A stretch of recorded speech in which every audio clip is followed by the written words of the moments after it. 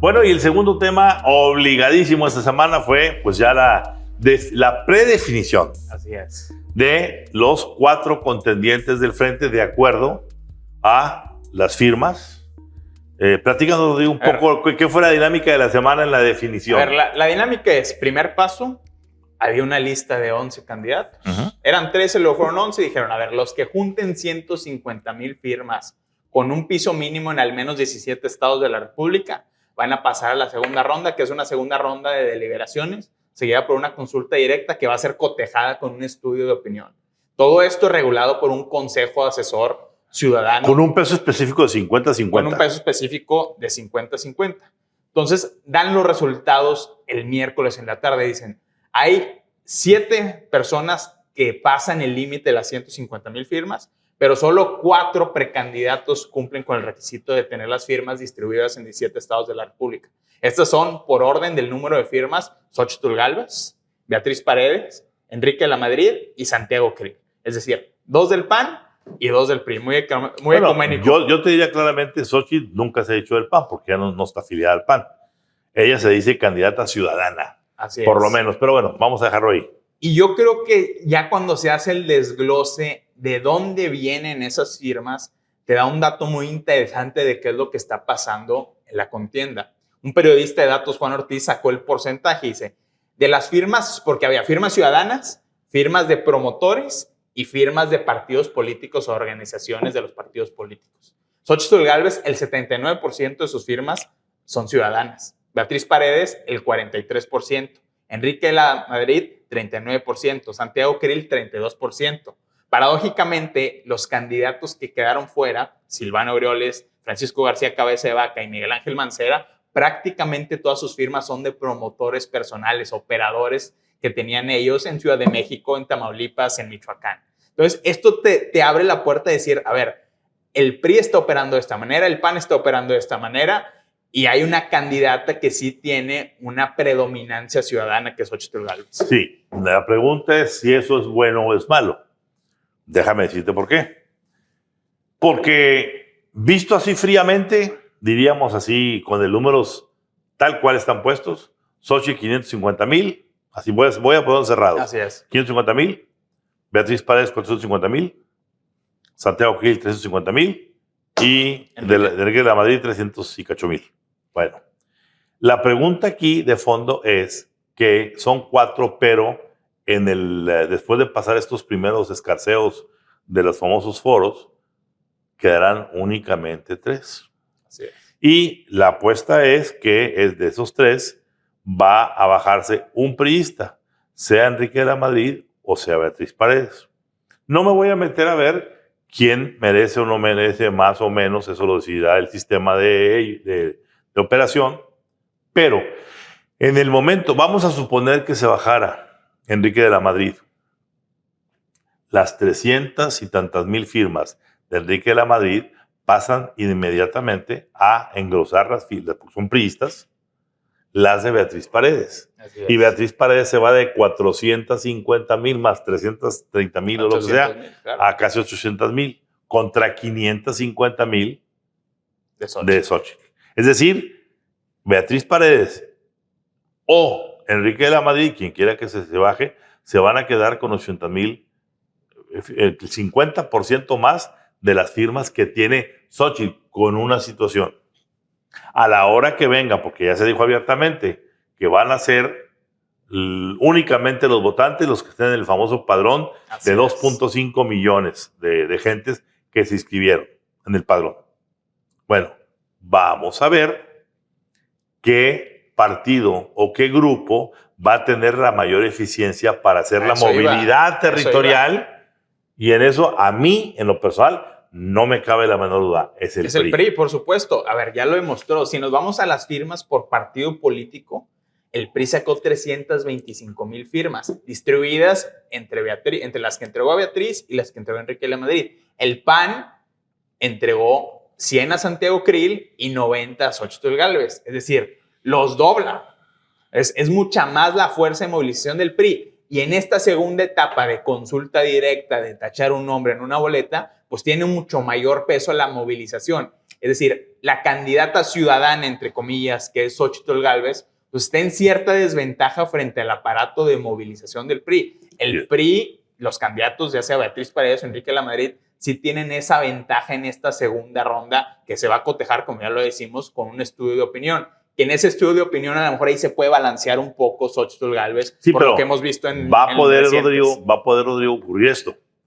Que alguien gane la electoral. Así es. Y pierda la encuesta y como quiera gane. O que gane, que pierda el electoral y que gane la encuesta y como quiera gane. Es decir, creo que si no explican muy bien la dinámica de cómo se van a hacer estos procedimientos, vamos a entrar en zona gris. Y esa zona gris, recordemos que ya hubo los primeros escarceos de gritar foul. Xóchitl Gálvez dijo, hey, cuidado, ¿no?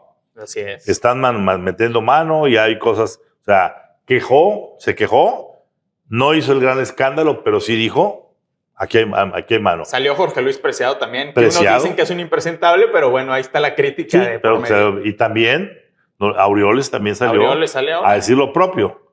Entonces. Y Mancera dijo que no había claridad en las reglas. Así es. Entonces, si estas reglas, porque a mí, yo sigo sin entender a fondo, cómo va a terminar siendo que, vamos a suponer, que gane Beatriz Paredes por el PRI y por el número de votantes que tienen y el movimiento que se haga de las gentes a votar.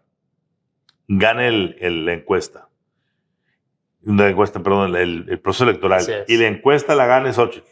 Que si lo pones con lo que sacó el Financiero esta semana, Xóchitl le saca 15 puntos en la encuesta a Beatriz. Sí, la pregunta es, 15 puntos de ventaja acá, y si acá sacaste 20% más de votación, ¿cuál es la matemática? ¿Cuál es el algoritmo? Ese que nos tiene que explicar. ¿Cuál es el algoritmo del 3 de septiembre? Es decir, el nombre del juego hoy es el algoritmo del triunfo, para poderlo definir, porque si no, esto va a ser un galimatías en donde la oposición puede salir más dañada que puede salir beneficiada. Muy dañada, y aquí lo que se anticipa es que tiene que haber una negociación política previa. Si yo gano, pasa esto. Si yo pierdo, pasa esto. Y a ver, es una realidad política. Claro. Si gana Xóchitl Gálvez, se va a tener que sentar a negociar con Alejandro Moreno Cárdenas y con Marco Cortés. Y aunque ellos digan que no hay reparto de posiciones, por supuesto que van a tener que salir a revisar la lista de pluris y también la lista de un eventual gabinete, que eso es lo más importante. ¿Y quién va a ser jefe del Senado y quién va a ser jefe de la Cámara? Y lo mismo, si gana Beatriz Paredes o Enrique de la Madrid, pues esta situación van a tener que negociar con Xóchitl, con Claudia X González y con Marco Cortés qué va a suceder con este gobierno de coalición. Así es. Pues bueno, tenemos un buen camino por delante. Vamos a ver qué va a suceder. Por lo pronto, esperemos que estos foros, que son una gran ventaja porque vamos a poder conocer de viva voz lo que piensan, sus puntos de vista. A mí siempre me ha llamado la atención esta parte, y es una cosa que merecería un día que hagamos un círculo magenta al respecto de este quiebre que tiene la democracia. Por ejemplo, si fuéramos fríamente analizando quién tiene más merecimientos para ser candidato, sin ninguna duda Beatriz Paredes. Por supuesto. Porque es la que ya recorrió todas las posiciones habidas y por haber. Únicamente le falta la de presidente de la República. ¿Sí? Es la que mejor conoce el Estado mexicano. Sí. Sin embargo, una candidata como Xóchitl tiene esa frescura y esas cuestiones de ocurrencia que en este momento, ante adversarios, que los adversarios de Xóchitl no son ni Sheinbaum, ni Adán Augusto, ni Monreal, ni Ebrard. Es la elección de Estado del presidente López Obrador. Es el presidente. Entonces, lo que ahorita la gente está calificando con Xóchitl, y por eso se fue como espiral, son las ocurrencias del presidente contra las ocurrencias de Xóchitl. Y en eso Xóchitl le sacó 10 cuerpos adelante al presidente, y por eso el presidente lo vemos tan inquieto con la famosa innombrable, que dicho sea de paso, qué lamentable que en este país queramos jugar a tole con el dedo. Imagínate. A tole con el dedo. Cambiándole a Xóchitl el nombre a innombrable, que ya tú sabes que es Xóchitl Gálvez, y pueden seguir hablando de la persona sin que las autoridades electorales levanten ya no tarjeta amarilla. Y las amedrenta desde la mañanera. Claro, tarjeta roja merece el presidente ahorita.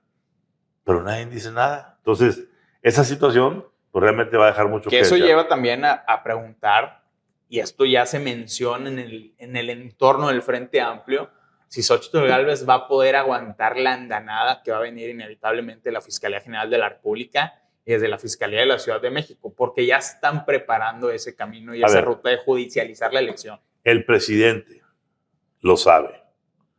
Si se van a ir por el camino judicial, van a crear un gran pedestal para Xóchitl. Él lo sabe porque él tuvo su pedestal con el desafuero. Y él sabe que la victimización de un candidato siempre termina en acarrearle gente que por compasión, por comprensión, por simpatía, por empatía, por lo que quieras, se le suma. Entonces, Xóchitl está en la mejor posición. A Xóchitl lo único que le puede ganar es que ella misma se sabotee, choteando de más y queriendo responder todas. No, déjalos que ellos hagan lo que quieran. Tú nada más recibe la pelota, regrésala y no juegues. Tienes el juego en tus manos. Si tú eres la candidata, la pregunta va a ser, el presidente mandaron entre esos firmas ciudadanas gentes de Morena. Y la pregunta es, ¿esas gentes? ¿Y para quién? Exactamente, esas gentes de Morena, el día que sea la votación el 3 de septiembre, ¿dónde van a votar? ¿Por quién van a votar? Van a irse a votar, quizás, por quien la gente de la presidencia vean como el mejor candidato contra el de ellos. Sí, el que les dé más ventaja a ellos y no sea una real... y esa no va a ser Xóchitl. Así es. De ninguna manera.